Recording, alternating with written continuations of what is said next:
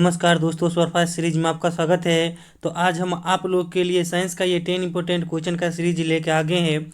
यदि आप लोग चाहते हैं कि बिहार बीएड 2022 में मेरा जो है फ्री में नामांकन हो, यानी फुल्ली गवर्नमेंट कॉलेज में नामांकन हो, तो अभी से आप लोग अपने तैयारी में लग जाइए। तो चलिए इस क्लास की शुरुआत करते हैं। तो पहला क्वेश्चन है कि सौर ऊर्जा का अधिकतम स्थिरीकरण किसके द्वारा किया जाता है। तो ऑप्शन में कवक, प्रोटोजोआ, हरे पौधा, जीवाणु। तो देखिए, सौर ऊर्जा का अधिकतम उपयोग कहिए या स्थिरीकरण कहिए, हरे पौधा के द्वारा किया जाता है। ठीक है, अब सभी ऑप्शन को देख लेते हैं। देखिए यहाँ है कवक। तो देखिए कवक जो है मृत जीवी होता है, यह जो है अपने पोषण के लिए दूसरे चीज पे निर्भर रहता है। ठीक है, अब जैसे आप जानते होंगे कि मशरूम जो होता है वह भी जो है कवक है। ठीक है, मगर मशरूम में देखिए बहुत सारा प्रोटीन पाया जाता है, यानी कुछ जो है कवक खराब भी होते हैं और कुछ कवक जो है बहुत अच्छे होते हैं। अब देखिए मशरूम में जो है 30 से 35% प्रोटीन पाया जाता है और हम लोग खाते भी हैं। अब अगला है प्रोटोजोआ। तो देखिए प्रोटोजोआ से होता है, आपको बीमारी कुछ बता देते हैं, जैसे पायरिया हो गया, कालाजार हो गया, मलेरिया हो गया, सोने की बीमारी हो गया, यह सब जो है प्रोटोजोआ के कारण होता है। अब देखिए जीवाणु। तो जीवाणु की खोज जो है लिवेन हॉक ने किया था और जीवाणु के कारण देखिए हैजा होता है, मियादी बुखार होता है, निमोनिया होता है, टीबी होता है, प्लेग होता है। तो इसे आप लोग जरूर याद रखेंगे। ठीक है, अब अगला क्वेश्चन है कि डायलिसिस किससे संबंधित है। तो ऑप्शन में लीवर, किडनी, आंखें, मस्तिष्क। तो देखिए डायलिसिस जो है किडनी से संबंधित है। जब आदमी का किडनी खराब हो जाता है तब उसके ब्लड का जो है, यानी ब्लड को जो है शुद्ध करने के लिए, साफ करने के लिए जो है डायलिसिस का उपयोग किया जाता है। यह जो है हॉस्पिटल में होता है और डायलिसिस प्रक्रिया में 3 से 4 घंटे का समय लगता है। ठीक है ना। अब देखिए किडनी के इकाई क्या होता है, तो बताते हैं। किडनी की इकाई जो है नेफ्रॉन होता है और किडनी का भार जो है आपको 142 ग्राम होता है। ठीक है, और आपको पहले ही बताया कि आपको पूछेगा कि डायलिसिस प्रक्रिया में कितना समय लगता है, तो 3 से 4 घंटा। अब सभी ऑप्शन को भी देख लेते हैं। अब देखिए लीवर। तो लीवर से बताते हैं, जैसे आपको पूछेगा कि जॉन्डिस, उसे आप हिंदी में पीलिया भी कह सकते हैं, गांव में सुने होंगे कि जॉन्डिस हो गया, तो यह किससे संबंधित है, लीवर से संबंधित है। यदि आप कोई भी खाना खाते हैं या मान लीजिए कोई आदमी जहर खा लिया, तो उसका अवशोषण कौन करता है, लीवर करता है। अगर ज़्यादा जहर का अवशोषण कर लिया तो आदमी का मृत्यु हो जाता है। ठीक है, और लीवर का वजन जो है लगभग 1.5 kg तक होता है। ठीक है, अब देखिए इसमें आंखें, जैसे आपको पूछेगा कि मोतियाबिंद किससे संबंधित है, तो आंखें से, या निकट दृष्टि दोष आंखें से, या दूर दृष्टि दोष आंखें से संबंधित है, कॉर्निया किससे संबंधित है, आंखें से। तो यह सब आप याद रखेंगे। अब जैसे देखिए अल्जाइमर जो रोग होता है ये मस्तिष्क से संबंधित होता है। अल्जाइमर में क्या होता है ना कि आदमी को जो है सोचने की क्षमता में कमी हो जाता है। ठीक, अब चलिए अगला क्वेश्चन देखते हैं। अगला क्वेश्चन है कि गर्म हवा के गुब्बारे में कौन सी गैस प्रयोग की जाती है। तो ऑप्शन में नाइट्रोजन, ऑक्सीजन, हीलियम, कोई नहीं। तो देखिए गर्म हवा के जो है गुब्बारों में हीलियम गैस का प्रयोग किया जाता है। ठीक है, और हीलियम देखिए हमारे वायुमंडल बहुत कम बताते हैं, 0.0052% पाया जाता है। ठीक है, अब देखिए नाइट्रोजन सबसे ज़्यादा वायुमंडल में 78% पाया जाता है, ऑक्सीजन 21% पाया जाता है। ठीक, अब चलिए अगला क्वेश्चन देखते हैं। अगला क्वेश्चन है कि विटामिन ए की कमी से कौन सा रोग होता है। तो ऑप्शन में रतौंधी, बेरी बेरी, बांझपन, पायरिया। तो देखिए विटामिन ए की कमी से जो है रतौंधी होता है और विटामिन ए सबसे ज़्यादा आपको गाजर में पाया जाता है। अब देखिए विटामिन बी की कमी से बेरी बेरी होता है और विटामिन ई की कमी से बांझपन, जिन्हें आप जनन क्षमता में कमी भी कर सकते हैं। और देखिए पायरिया, जैसे दांत में पीला जो हो जाता है वह जो है विटामिन सी की कमी के कारण होता है। ठीक है, अब चलिए अगला क्वेश्चन देखते हैं।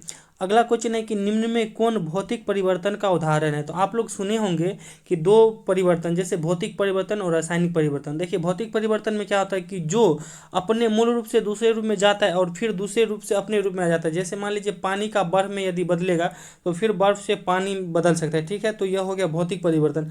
अब जैसे आपको पूछ देगा कागज का जलना, तो देखिए रासायनिक परिवर्तन में क्या होता है ना कि यदि आप मान लीजिए कोई भी वस्तु है, अगर अपने मूल रूप से दूसरे रूप में चला गया तो फिर अपने जो है पहले रूप में नहीं आएगा, वह जो है रासायनिक परिवर्तन कहलाएगा। जैसे मान लीजिए कागज का जलना है, तो कागज एक बार जल जाएगा तो फिर उस राख से आप कागज नहीं बना सकते। तो देखिए ऑप्शन से, तो देखिए जैसे हो गया कागज का जलना, ये हो गया रासायनिक परिवर्तन। दूध से दही बनना, ये भी हो गया रासायनिक परिवर्तन। जैसे दूध से दही बन गया तो आप दही से दूध नहीं बना सकते हैं। या फिर लोहे में जंग लगना, यह भी रासायनिक परिवर्तन है। अब देखिए इसका सही उत्तर क्या हो जाएगा भौतिक परिवर्तन, तो डी नंबर, पानी का बर्फ में बदलना। यदि पानी जो है बर्फ में बदलता है तो बर्फ से फिर आप पानी में बदल सकते हैं। ठीक है, तो यह भौतिक परिवर्तन हो गया। अब चलिए अगला क्वेश्चन देखते हैं।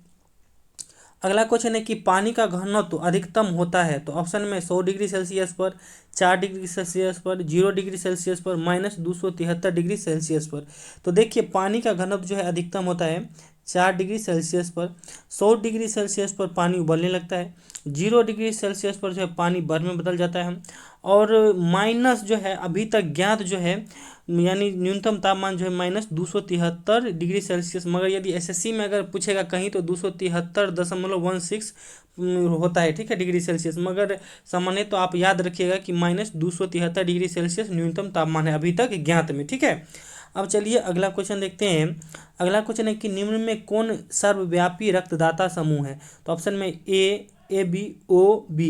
तो देखिए सर्वव्यापी रक्तदाता यानी जो है कौन ऐसा रक्त समूह है जो सभी को दे सकता है, तो इसका सही उत्तर हो जाएगा सी नंबर, यानी ओ जो है ओ रक्त समूह जो है सभी को दे सकता है, क्योंकि इसमें जो है एंटीजन नहीं पाया जाता है। अब देखिए ए बी जो है सर्वाधिक यानी जो है लेने वाला ग्रुप है, ठीक है, ग्रहणकर्ता, यानी ए बी जो ग्रुप है वो सभी से ले सकता है, क्योंकि इसमें जो है एंटीबॉडी पाया जाता है, ठीक है। अब चलिए अगला क्वेश्चन देखते हैं। अगला क्वेश्चन है कि नवजात में हड्डियों की संख्या कितनी होती है, तो ऑप्शन में 300, 270, 206, कोई नहीं। जानते हैं ये क्वेश्चन जो आप लोग जरूर गलती कीजिएगा, आप लोग आंख मूंद के जो है 300 मारिएगा, ठीक है। तो देखिए इसका सही उत्तर 300 नहीं होगा, आपको बताते हैं, यहाँ क्लियर कर देंगे।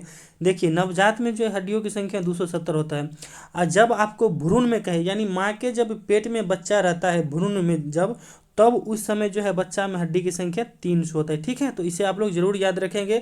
और नवजात यानी जो वो जन्म ले चुका है, ठीक है, तो उस बच्चा का जो है 270 हड्डी होता है, और हम लोग में जो है 206 हड्डी होता है, ठीक है। और हड्डी जो है आपको कैल्शियम और फास्फोरस का बना होता है। आपको बता दें कि बुढ़ापा में जो है हड्डी कमजोर हो जाता है बूढ़े आदमी का, वो कैल्शियम की कमी के कारण होता है, ठीक है। अब चलिए अगला क्वेश्चन देखते हैं। अगला क्वेश्चन है कि इलेक्ट्रॉन की खोज किसने की थी, तो ऑप्शन में गोल्डस्टीन, चैडविक, जे थॉमसन, कोई नहीं। तो देखिए इलेक्ट्रॉन की खोज जो है जे थॉमसन ने किया था। अब देखिए आपको बताते हैं कि न्यूट्रॉन की खोज जो है चैडविक यानी जेम्स चैडविक ने किया था। अब देखिए गोल्डस्टीन के बारे में बताते हैं, यहाँ थोड़ा कन्फ्यूजन एक होता है कि देखिए प्रोटॉन की जो है खोजकर्ता रदरफोर्ड को माना जाता है, मगर कई किताबों में जो है गोल्डस्टीन भी दिया रहता है, तो आप लोग को जैसा ऑप्शन में आएगा उस अनुसार मारिएगा, ठीक है ना। अब चलिए अगला क्वेश्चन देखते हैं। अगला क्वेश्चन है कि मनुष्य के शुक्राणु में गुणसूत्र की संख्या कितनी होती है, तो ऑप्शन में 46, 23, 47, 48। तो देखिए आप लोग इस क्वेश्चन का आंसर कमेंट बॉक्स में दीजिएगा, क्योंकि ये बहुत ही आसान क्वेश्चन है और आप लोग को आता होगा, हम इतना तो जरूर उम्मीद करते हैं।